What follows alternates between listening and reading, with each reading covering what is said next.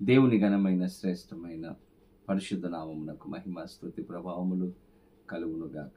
బాగున్నారా? ప్రతిదినము కూడా పరిశుద్ధాత్మ దేవుడు ఒక అద్భుతమైన వాగ్దానము ద్వారా మనతో మాట్లాడుతూ ఉన్నారు, మనలను దర్శిస్తూ ఉన్నారు.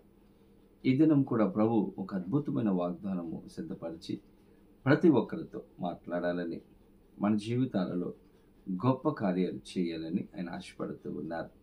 దేవుని బిడ్డలారా, ఈరోజు ఉదయం లేవగానే ఎంతమంది ప్రభుతో మీరు సమయాన్ని గడిపారు? ఒకవేళ లేకపోతే దేవునితో సమయాన్ని గడపండి. ఖచ్చితంగా దినము ఒక ఆశీర్వాదకరమైన దినముగా పరిశుద్ధ ఆత్మ దేవుడు మారుస్తారు. ఈరోజు ప్రార్థన చేసుకుని ప్రభుని వాగ్దానాన్ని పొందుకుందాం. తలలు వంచండి, ప్రార్థిద్దాం. పరిశుద్ధుడా, నీకు వందనాలు, స్తోత్రాలు. ప్రభు, అదే కాలంలో మేమందరం నీ సన్నిధికి వచ్చి ఉన్నాం. ప్రతి ఒక్కరితో మీరు మాట్లాడండి, దర్శించండి, మీరు ఆస్వాదించి నీ కృపలో భద్రపరచమని యేసు నామమున అడిగి వేడుకొనొచ్చు ఉన్నాము మా పరమ తండ్రి, ఆమేన్. ఈ దినం దేవుని వాగ్దానం చదువుకుందాం. బైబిల్ గ్రంథాలు తెరవండి.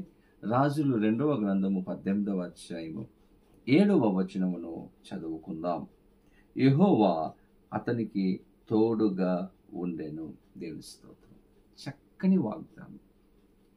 దేవుడు తోడుగా ఉన్నాడంట. ఎవరికి తోడుగా ఉన్నాడు అంటే హిజ్కియాకు దేవుడు తోడుగా ఉన్నాడు. దేవుని బిడ్డలారా, దేవుడు మనకు తోడుగా ఉంటే మన జీవితాలలో ప్రతి విషయంలో కూడా విజయమే కలుగుతుంది. ఎంత అద్భుతమైనటువంటి విషయం అంటే దేవుడు తోడుగా ఉండడం. ఆయన తోడుగా ఉంటే అన్ని విషయాలలో మనల్ని నడిపిస్తాడు, మనకు సహాయం చేస్తాడు. ప్రతి సమస్య నుండి, ప్రతి ఇబ్బంది నుండి కూడా విడిపించే గొప్ప దేవుడుగా ఆయన ఉంటాడు. మన దేవునికి ఉన్నటువంటి పేరే ఇమ్మానుయేలు దేవుడు, అంటే తోడుగా ఉండే దేవుడు. ఈరోజు మీకు కూడా దేవుడు తోడుగా ఉండాలని ఆశపడుతూ ఉన్నారు. మీ ఉద్యోగాలలో మీకు తోడుగా, మీ వ్యాపారాలలో మీకు తోడుగా, మీ కుటుంబ విషయాలలో మీకు తోడుగా ఈరోజు ఉండాలని ఆశపడుతూ ఉన్నారు. ఖచ్చితంగా ఉంటారు మనతో.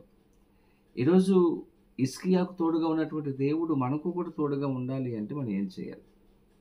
హిజ్కియా జీవితాన్ని మనం గమనిస్తే, అదే 18వ అధ్యాయంలో మొదటి నుంచి చూస్తే, నీతిని అనుసరించి నడుచుకున్నాడంట హిజ్కియా. నీతిగా, న్యాయముగా నడుచుకున్నాడంట. ఏదైతే దేవునికి ఇష్టము లేనటువంటివి ఉన్నాయో, విగ్రహములు, దేవుని కంటే ఎక్కువగా ప్రేమించే కార్యాలు ఏమైతే ఉన్నాయో అవన్నీ కూడా తొలగించాడు. విశ్వాసం ఉంచాడంట. నమ్మకమైనటువంటి వ్యక్తిగా హిజ్కియా జీవించాడు. దేవుణ్ణి హత్తుకున్నాడు, దేవుణ్ణి వెంబడించాడంట. ఎన్ని అద్భుతమైనటువంటి లక్షణాలు హిజ్కియాలో ఉన్నాయండి. దేవునికి ఇష్టంగా బ్రతికాడు. భక్తి జీవితంలో, ఆత్మీయ జీవితంలో దేవునికి దగ్గరగా జీవించాడు. అందుకే దేవుడు అతనికి తోడుగా ఉన్నాడంటే. ఈరోజు మనకు కూడా దేవుడు తోడుగా ఉండాలి అంటే మనము కూడా ఇలాగే జీవించాలి. విశ్వాసము కలిగి ఉండాలి, దేవునికి నమ్మకంగా మనం బ్రతకాలి, దేవుని హత్తుకోవాలి, వెంబడించాలి. దేవుడు ఇష్టపడినట్లుగా ఈ లోకంలో మనం జీవించాలి. అలా జీవిస్తేనే దేవుడు మనకు తోడుగా ఉంటాడు, మనతో వస్తాడు, మనకు సహాయం చేస్తాడు. ప్రతి ఇబ్బంది నుంచి మనకు సహాయం చేసే గొప్ప దేవుడు.